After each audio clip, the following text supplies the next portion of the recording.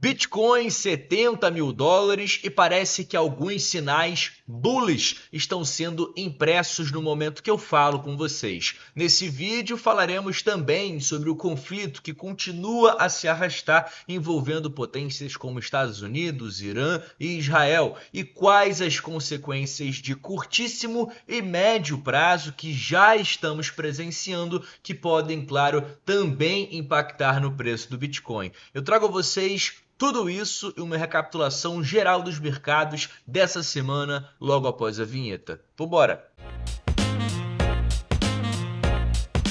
Agora sim, família, sejam todos muito bem-vindos a mais um episódio da Liga Cripto. Se você é novo por aqui e ainda não me conhece, muito prazer, o meu nome é Bruno. Eu inicio com vocês o vídeo de hoje, lembrando a você de deixar a sua contribuição. O seu like é muito importante, um comentário é muito bem-vindo. E caso você acompanhe o canal e ainda não seja um inscrito, avalie aqui a sua inscrição, porque temos conteúdos como esse diariamente e é de graça para você se inscrever.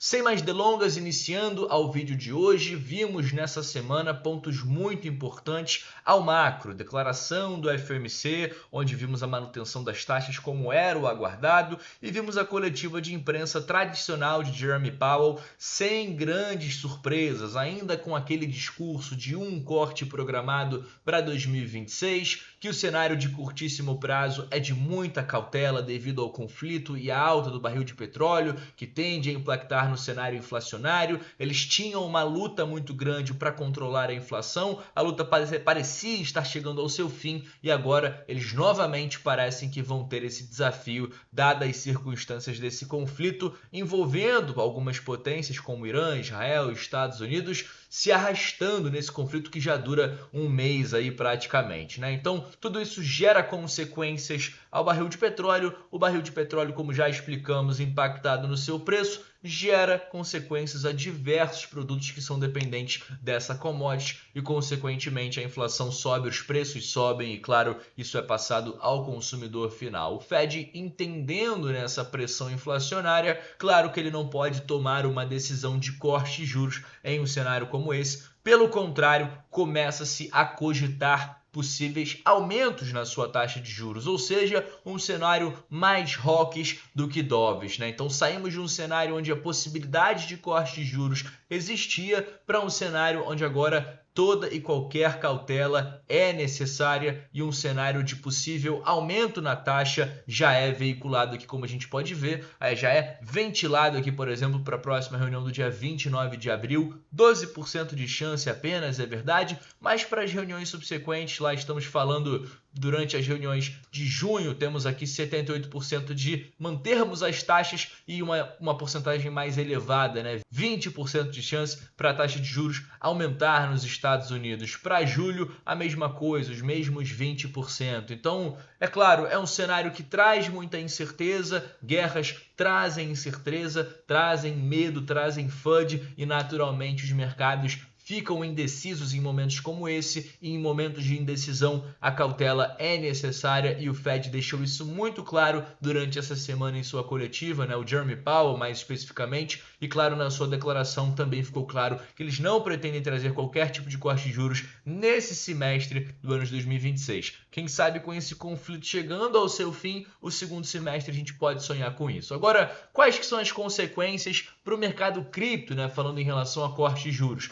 Historicamente, quando o corte de juros acontece, a gente vê isso como injeção de liquidez, como um cenário mais propício, né, ao mercado de renda variável. Quando não existe corte de juros, não existe liquidez, não existe injeção de liquidez, a gente vê uma aversão ao risco e, claro, o Bitcoin é considerado ainda um ativo de risco. Então é importante a gente ressaltar que o momento, é claro, na minha opinião, de acumulação visando o longo prazo, mas o cenário de curtíssimo prazo ainda é muito incerto. Continuando com vocês, vimos inclusive alguns membros ligados ao FOMC falando que estavam prontos para cortar as taxas, mas agora com o preço do barril de petróleo subindo, isso deve trazer consequências à inflação e eles, claro, precisam ter uma grande cautela agora por conta de todo esse conflito e as suas consequências, né? O barril de petróleo, alguns especialistas até comentam que pode chegar a 166 dólares, 200 dólares, caso esse conflito continue se arrastando e a gente já começa a ver o barril de petróleo de fato mesmo diante, né, de algumas medidas trazidas pelos Estados Unidos para tentar baixar o preço, retirar barris da sua reserva, tentar fazer uma escolta, né, aos petroleiros. Por enquanto, nada disso ainda surte efeito aí ao preço do barril. O preço do barril cerca de quase 50% de aumento, né, desde o início da guerra, o que, claro, tende a trazer uma inflação muito clara aí para diversos produtos que dependem da commodity. Então, continuando com vocês, o presidente Trump, em meio a tudo isso, fala que os Estados Unidos não utilizam, né, o Estreito de Hormuz e ele não precisa desse estreito, mas, claro, ele sabe das consequências para a inflação e para o preço do petróleo caso esse estreito continue fechado sem operação. A inflação sobe, barril sobe e, claro, consequências duras ao mercado de renda variável. Bom, continuando com vocês agora o nosso vídeo, falando de forma um pouco mais específica relacionada ao mercado dos criptoativos, alguns sinais bullish, né? Alguns sinais positivos, mesmo diante de um cenário macro negativo. Senadores dos Estados Unidos e Casa Branca resolverão disputa sobre rendimento de stablecoin, que é um ponto importante nos Estados Unidos. Então parece que eles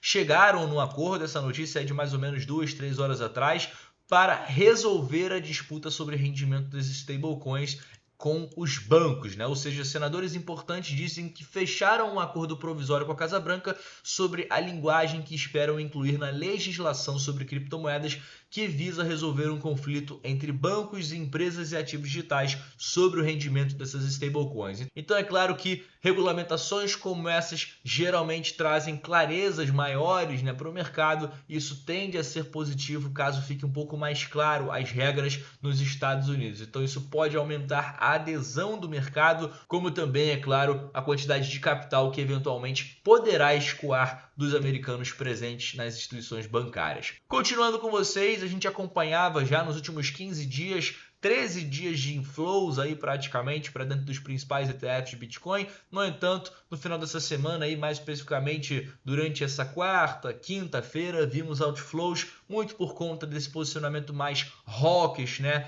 do Jeremy Powell, como também do FOMC de forma geral, que, claro, mostra para a gente um possível futuro da política monetária nos Estados Unidos. Ele deixa pistas e, claro, essas pistas não trazem, né, qualquer tipo de benefício ao mercado das criptomoedas. Pelo contrário, ela gera aversão a risco. Então tivemos outflows, mas não outflows tão consideráveis assim.